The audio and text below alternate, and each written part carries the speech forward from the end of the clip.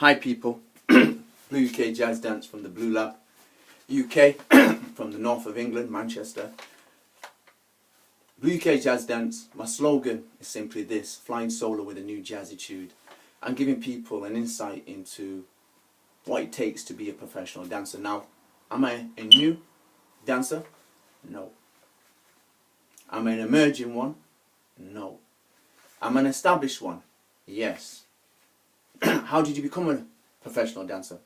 Through non-traditional routes, self-trained from my home. My training is like the Nicholas brothers training. Parents into the arts, their children get exposed to the arts. We get exposed to television. Now, I'm born in 1964, I was born in 1964 in the slums of Moss Side, Manchester, and that was like the UN, United Nations, every different type of culture, all living together with one common denominator. They had been marginalized from the wider community. And what happens is, because they got marginalized, ironically, they got insulated. They got insulated, living together in harmony, supporting each other. And I'd be called like a latchkey child, which meant in the area of Moss Side then, everybody's homes was open and the children played everywhere. So this went in and out of different people's homes at different places. That's how it was. The children could roam free because the adults looked after them. Mrs. Jones said, "I've seen your child down at Mrs. Jeffries' house." "Oh, it's all right, because I know Mrs. Jeffries will look after her if anything goes wrong." That's how it was. It was a community of love. Has everybody got that? Very important for my cultural development as a dancer. So we had Irish, Scottish, Welsh, Africans, Asians. Do you understand? Right. All living in the same community. English, all living in the same community. One common denominator. What helped people survive and helped them in their personal growth? What kept them distressed? What kept them happy? For all of us was our own cultural music, dance, and wider cultural music and dance. Have you got that? Huge. Irish love to dance and sing. Africans love to dance and sing. Do you get me? Welsh love to dance and sing. English love to dance and sing. Caribbeans love to dance and sing. Do you know what I'm saying? And for them to survive, because my dad came here in 1961 after being in America from 55 to 61, and my mum, for them to survive, I was born in 64. For them to survive, it was important for them to have music. So music and dance was very important in our house, and doing creative things. So behind me, you see creative things, because that's what we did in our houses. We did art 24/7. My dad loved art and design, and my mum did. She crocheted. My mum, in a pastime, she crocheted, dressmaking, cake making. My dad, interior decorating, drawing, designing cars, dancing, designing his clothes. My dad wore tailor clothes, because that's when they were in the Caribbean, when the people first came here. They had the clothes, they sourced their own cloth. And when he came here, he carried that tradition here.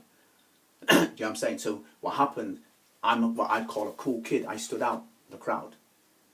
And people got that. My dad was a social urban dancer in Jamaica, a social urban dancer in America, and a social urban dancer when he came here. So he had a bag of knowledge around dance to teach me. Do you know what I'm saying? He'd been to the club, seen jazz, mambo jazz. He lived in the United States from 55 to 61. He saw sound system coming up in Jamaica, and obviously he saw the other dances, the rural dances that were done, the little traditional dances that were done all around for different festivals, for people's parties and weddings. So he had that knowledge in his DNA, and that came to me. Also, he showed me, "Son, this is the dance that we did." My mum, she had me when she was 20. She's seen dances in her community. She loved dance. She loved sports. So did my dad. So they passed that on to us as an individual. Television, we got access to it. So on television, there was a bag of dancing, loads of different type of dancing, everything. Because there used to be a lot of cabaret shows on television. So if you had a singer, singing's big, was big in that days, you know, crooners.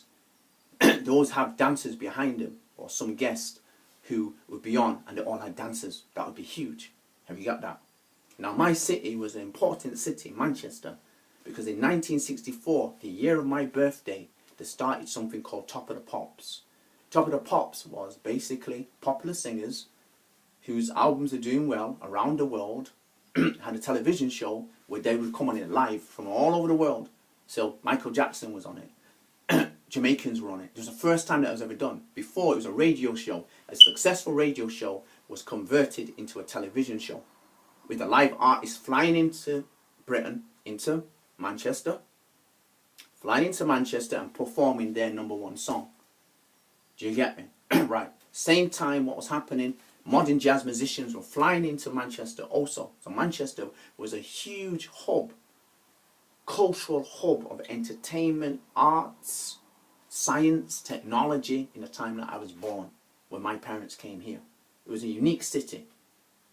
And as a person who is a dance leader, it was one of the greatest cities I could learn dance. Because first of all, I'm seeing the popular dances on television.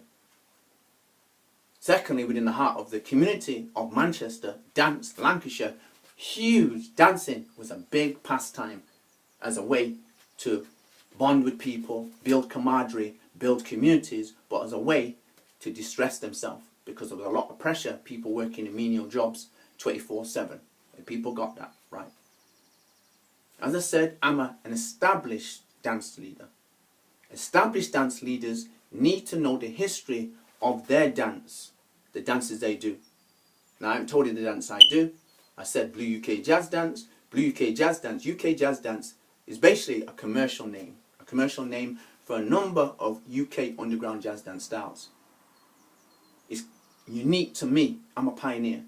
Now, UK jazz dancers, everyone is a pioneer. A lot of people are pioneers. Everybody comes from a different route. Some people just use their social urban dances to develop their UK underground jazz dance styles, okay? Then other individuals started to learn wider dances, boom, ballet, contemporary, tap, ballroom, salsa. They learn all wider dances outside the culture, formal dance, stage dancing. I'm one of them. Then some dancers started to learn their traditional dances to their social urban dances.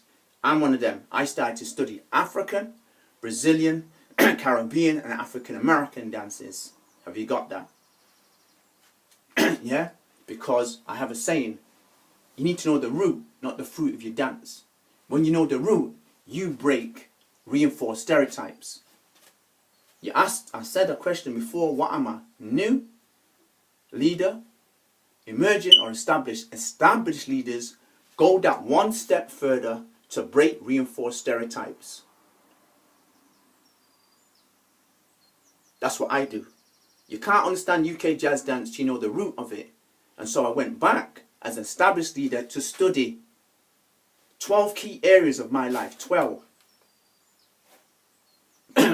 Why would I do that? Because dance doesn't happen in a vacuum. For me to tell you about being a professional dancer from a non-traditional route, you have to know the route that I took. Well, I didn't know it. So people ask me, can you tell me about being a professional dancer, what it takes? Now, my route was a whole different route to individuals going to a school. My school was the womb of my mother.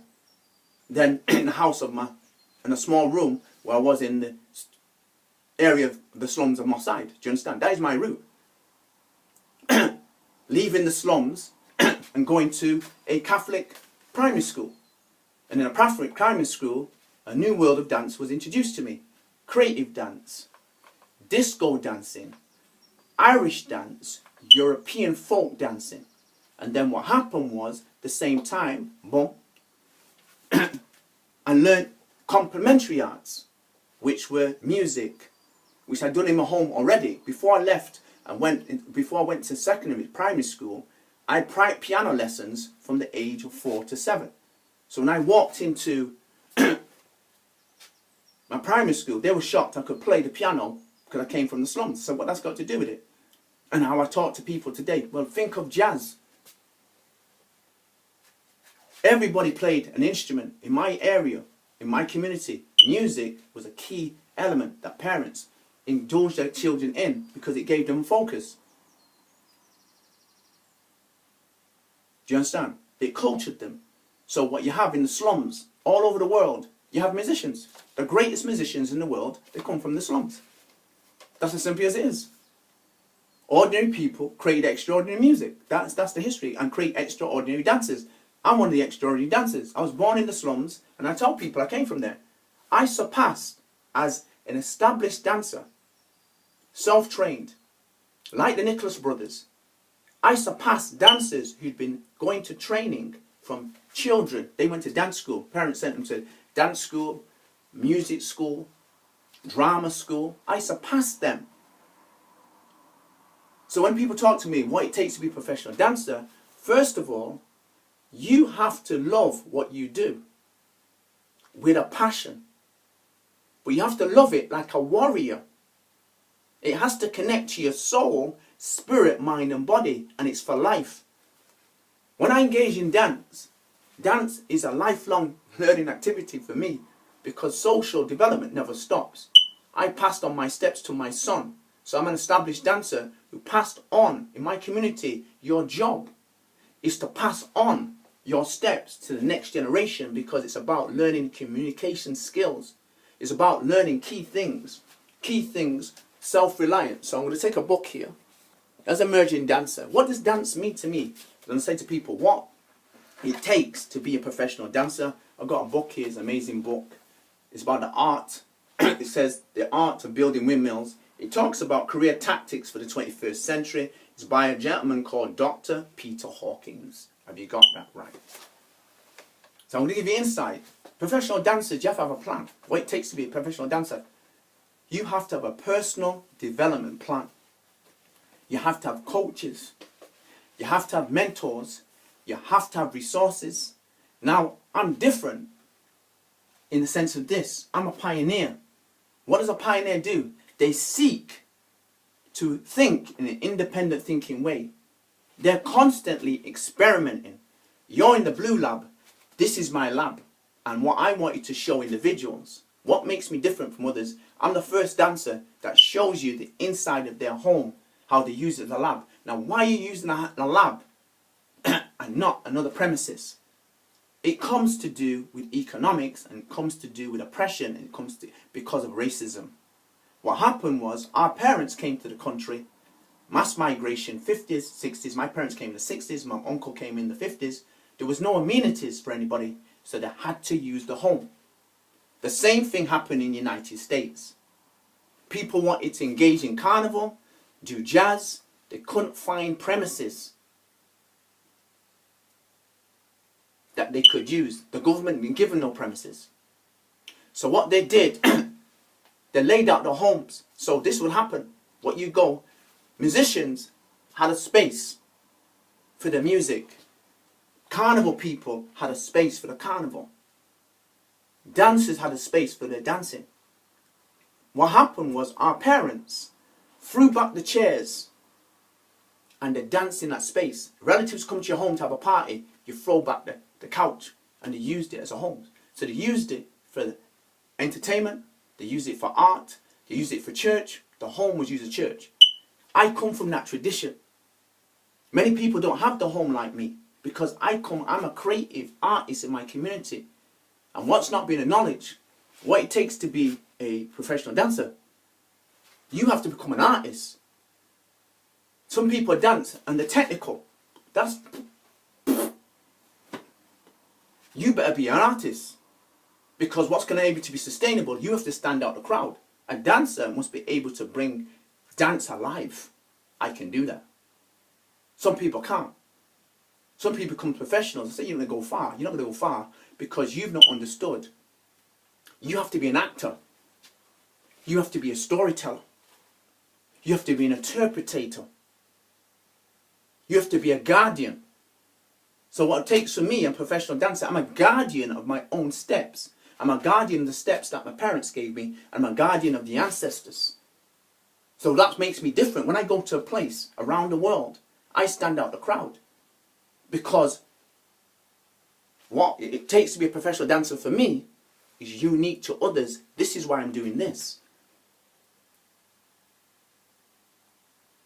To be a professional dancer, You need a positive mental attitude. You need to develop yourself socially, physically, intellectually, culturally, emotionally, spiritually, politically, economically, technologically, environmentally, and legally. You have to know legal matters. So example, liability insurance. If you're teaching somewhere, you have to identify, does the organization have liability insurance just in case anybody falls or there's some accident? If not, you have your own liability insurance which covers people for like £2 million. If any accident happens, you're covered. I'm just giving you a prime example.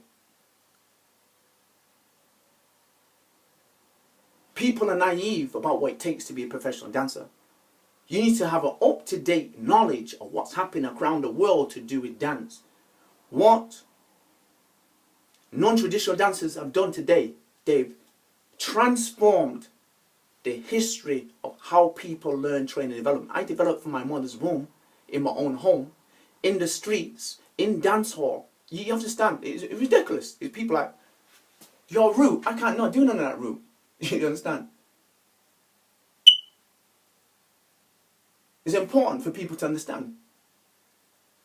What it takes to be a professional dancer, you need a plan. And I had a plan. I had coaches and mentors. I looked before I leaped. You hear me as a talk I give. I looked before I leapt to be a dancer. I was already a professional dancer. When I made a decision to be a professional dancer, I made a decision that I'm going to give 120%. You have to be single-minded when you go there. You have to know this is a tough industry. And you have to have what it takes. Socially, physically, intellectually, culturally, emotionally, spiritually, politically, economically, technologically, environmentally, legally. So I'll give you an example. Why would I need to know legal information? Because as an individual, I did other activities around my dance, which was as a dance manager. I was an arts manager, administrator around my dance leadership. As a manager, you need to know about political activities, what's happening legally for dancers. So I'm a black dancer. Is there any rights around what I'm doing? Yeah, the Race Relation Act, Cultural Diversity Policy. Is there equity being created? Am I being discriminated? So one of the key things, 1995, I went on the first ever course to do with black artists in education, okay? First modular course. On that course, it had handling racism in the classroom. Does it happen? Of course it does. Do you understand? But I knew that information before I went on it. But it was only in 1995 that black artists got that work. So what happens is, what it takes to be a professional dancer is you personalizing what has to happen for your needs. Black or not white, black, white, Chinese, you might be from, for example, you might come from an ordinary community, working class environment and go into a middle class environment where you're experiencing discrimination because of your class. I know of that in the Western world of arts. How do you deal with that as an artist? I was an independent, interdisciplinary artist from the inner city community. I had to learn to deal with issues around discrimination because of my class. I ran different groups. I brought groups from the inner city areas into middle class areas to work. And part of that work is to deepen people's